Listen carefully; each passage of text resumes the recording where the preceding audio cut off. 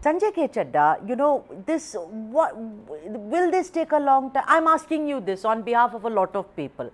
This happened in full public display, full public glare. It happened, then it should be, हाथ कंगन को RC किया, पढ़े लिखे को फारसी किया.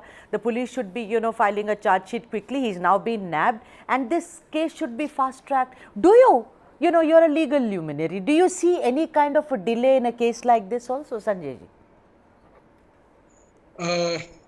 What to say?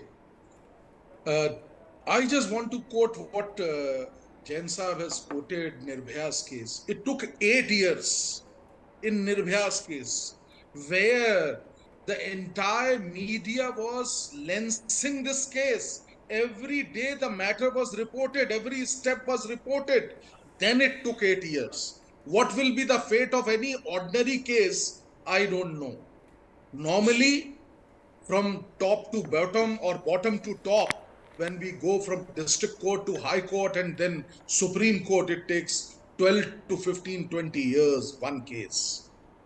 So no doubt, and I also totally agree with Dr. Jain Saab saying that it is not the police only. Yes, it is the entire criminal justice delivery system which is important.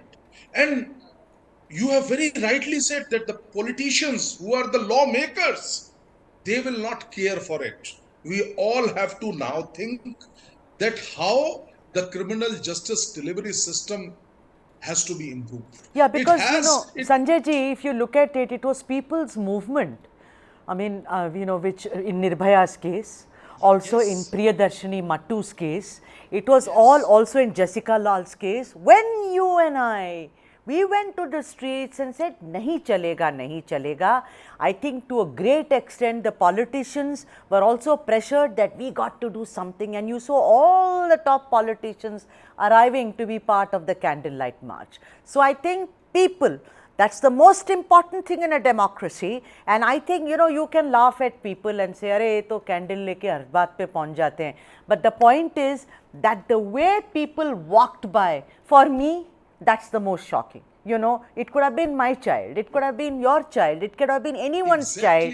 I mean, to die alone on that street, helplessly in a corner, she did not deserve it. Mr. Raheja, I want to talk to you about two things. One is this anger. Did you see if you see that footage of that man who is the perpetrator, he's stabbing her with so much anger, putting all his strength, and I'm sorry to repeat this gory detail that one time when the knife got stuck, it is then that he ran, picked up a slab of stone and threw that stone on her head repeatedly. So I'm talking, where is this anger coming from? After all, anger is a very, very important part when you study sick minds. What about anger? And the other very important thing is, people are immune.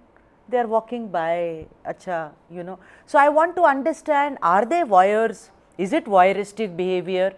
Or it is that they have become very immune. Kuch hoga, jhagda, hum kyun phase? So first is the anger. Where is this unbridled anger coming from, Deepak ji? See, so if you look at it, the anger is perhaps both extrinsic and intrinsic. And in this specific situation, I will say it is very internal. It is very unique to this particular individual who, according to me, is clearly a sick mind. He is not a normal mind. And the intensity with which he comes charging is clearly depictive of a highly unstable mental health state that he is operating from. If you want to take it a little further, there is obviously always a social component, which is the extrinsic or the external component, which is depictive of perhaps the changing social milieu, number one. Number two, to some extent, fearlessness of the judicial or the justice delivery system, as was being pointed out, and feeling that one could get away. The third is the heroic intention with which it is carried out, somewhere trying to give this sick mind a kind of narcissistic fulfillment and the attention which he is able to draw with something as brazen as this. So it is definitely very, very gory. It is very brazen, and obviously the other point you've also very beautifully pointed out, the brazen attitude of the society. Why is it voyeurism? Is it just being tamashbeen and watching it, or is it also a fear of hurt to yourself, that as long as I'm not directly involved or implicated, let me stay away. It might come to bite me or hit me in a bad way,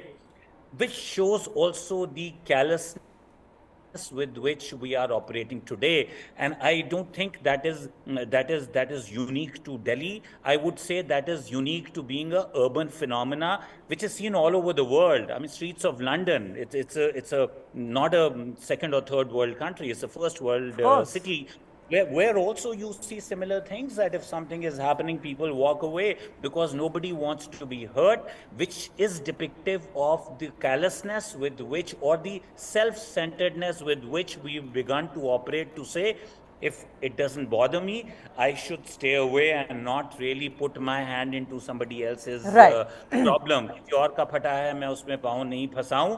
तो ये बहुत हर ढंग से ये दर्शाता है एक विभस्त आईना हमारे समाज का, जहाँ पे ये दो बहुत महत्वपूर्ण चीजें हैं.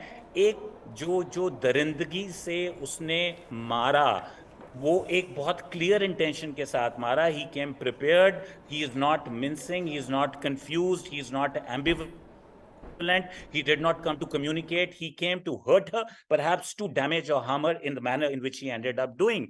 The second, obviously, is the brazen, callous, cold-blooded attitude with which people are watching. And that's very bad, Right. bad, bad, precarious learning for Yeah. society. Yeah. That's very Yeah. bad Yeah. example. Right.